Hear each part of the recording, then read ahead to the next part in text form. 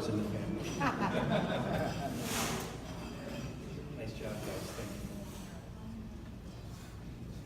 Thank you. One of my favorite movies of all time is a movie called It's a Wonderful Life. And it stars Jimmy Stewart as George Bailey.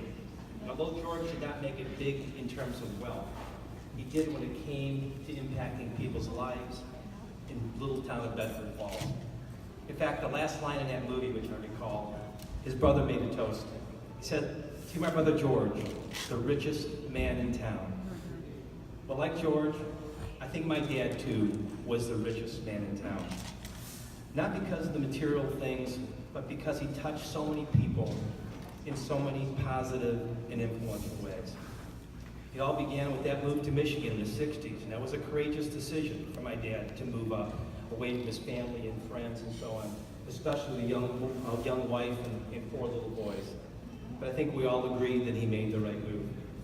Whether it was the schools we attended, the women we married, the parishes he served, or the lifelong friends he made, we are all thankful and blessed for the wonderful life he gave all of us. As you heard, I mean, my dad had a spectacular life. I mean, it's just incredible. I think all of us are going to go home tonight and say, wow, we got a lot to do the rest of our lives, right? Because the man did so many wonderful things. But you heard this. He never settled. He was the kind of man who was all in all the time. When someone asked him for help, which, Archbishop did many times, he over-delivered. In fact, I know he instilled on me the idea of doing more than is expected of you. This was his mantra.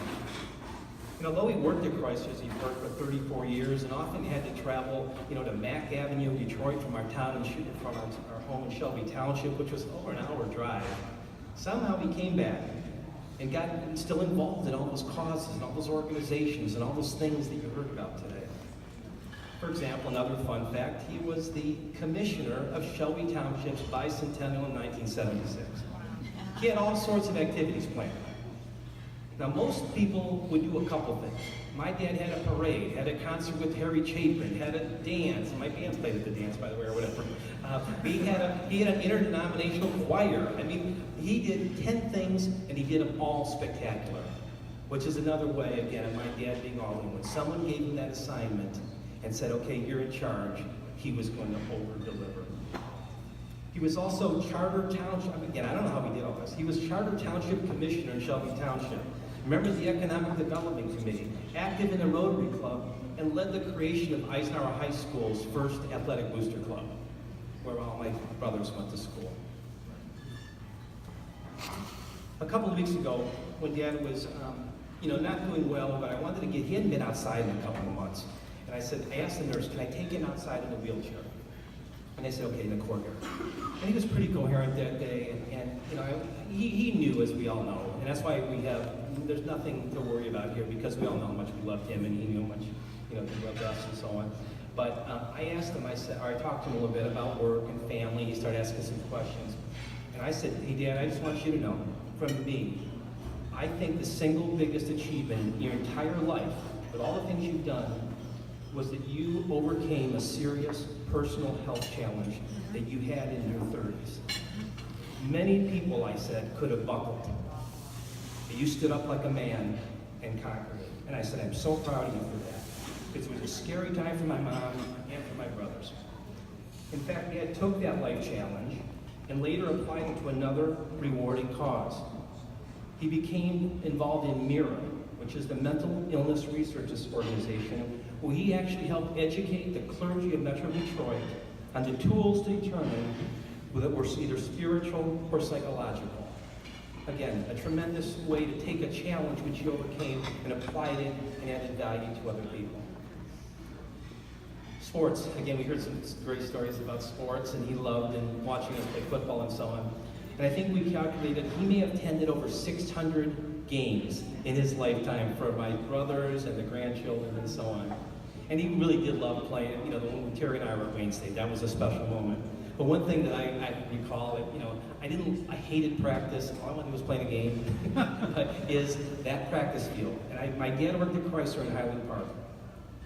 And I'd see this Dodge Aspen parked while I'm, in practice. I'd see him parked over the side of his binoculars.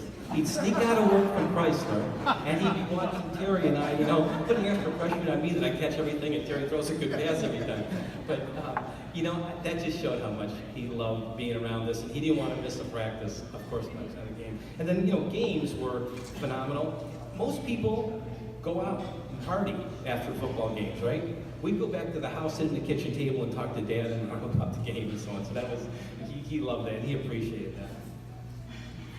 Let me shift to my mom and dad a little bit about their marriage, which has been touched on. My mom and dad had a marriage made in heaven. My mom loved to serve, and my dad loved to be served. To say that my dad was a little over-dependent on my mom would be a tremendous overstatement. In some ways, it was comical, because he didn't even know what he was doing. It was, Mary, get me the ketchup from the fridge. Mary, can you get me a napkin? Mary, open the screen door. Mary, turn the goddamn heat down in the family room. It's too hot in here. In fact, I calculated that I think my dad saying my mom's name, Mary, 575,000 times in 63 years. That's going to be the toughest thing, Mom. But Mom has been a saint.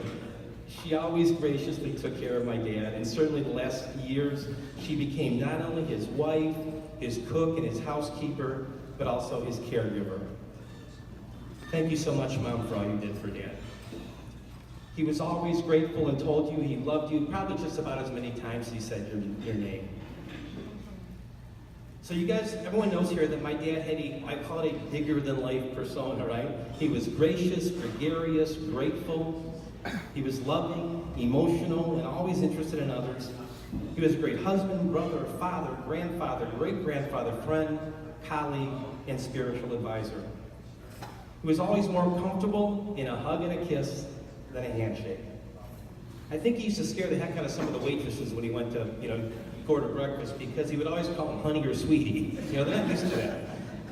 But, I think about gracious, as he was getting bad and he wasn't talking much and so on, the caregivers, even at the facility he was at, really became fond of Dad. And he would, when he'd come to take care of him, you could see him, even though he wasn't talking, he would grab their hand and want to thank them because he knew that they were taking care of him.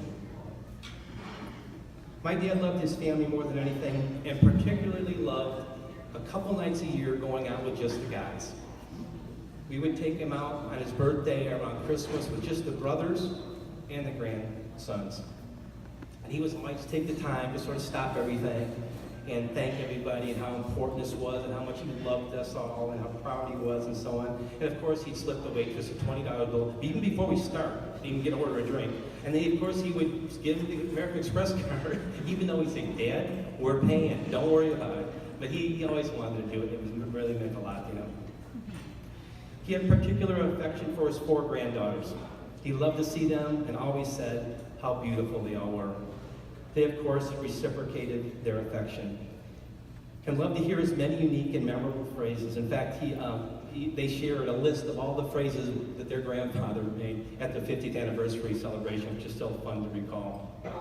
He was fortunate to have been blessed with 5 great-grandchildren. Most of you, as he wanted to be called, loved to hold and kiss them, and he was grateful to get to this next stage in their life.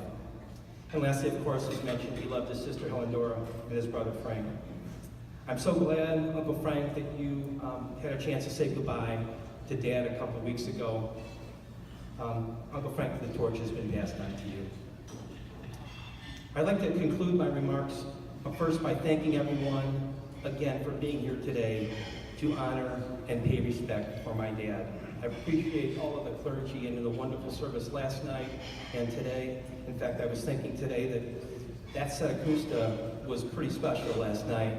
And now I'm thinking that Father Lawrence, when he talks to someone, if they're going to do a Sedacusta, he's going to say, do you want the regular Sedacusta or do you want the Father Leo Sedacusta, where the choirs and but it was very, very special. Thank you, Father Lazar and John Lazar, for all the work you did in helping us. And my mom and my family very much appreciate it. And thank you for the ladies who made the beautiful pastries yesterday. We'd like to thank, of course, the priest as well as Archbishop Nathaniel for being with us. My dad, as you know, loved you dearly, had great respect for you, he would have absolutely loved to know that you served today for us. Thank you. So let me conclude the luncheon by sharing a video of my dad's life. I mean, this has been quite a day, and I thank you so much, all of you, for staying with us and being a part of it. It means a lot to us. And once I'm done with the video, Father Lawrence will say the closing prayer, and then those of us who will be going to the voucher will depart. So let me kind of set this up if I could. So a couple of years ago, there is in Salem, it's the Beckley Ann picnic. This is the picnic that is kind of a family reunion for my dad's side of the family and the cousins and so on. And my mom and dad a couple of years ago had a chance to be there. So later on in the evening, and you know my dad liked to sing, Uncle Frank and my dad got up on stage to sing a song together. It wasn't planned, it was just, you know, let's sing a song. And my mom would love to hear this too. So I thought no better way to conclude today than with my Uncle Frank and my dad sing one of the best songs, which absolutely represents my dad's life, and it's called My Way. Then I'm going to roll right into a little video about my dad's wonderful life. I love you forever, Dad. You will always be in my heart.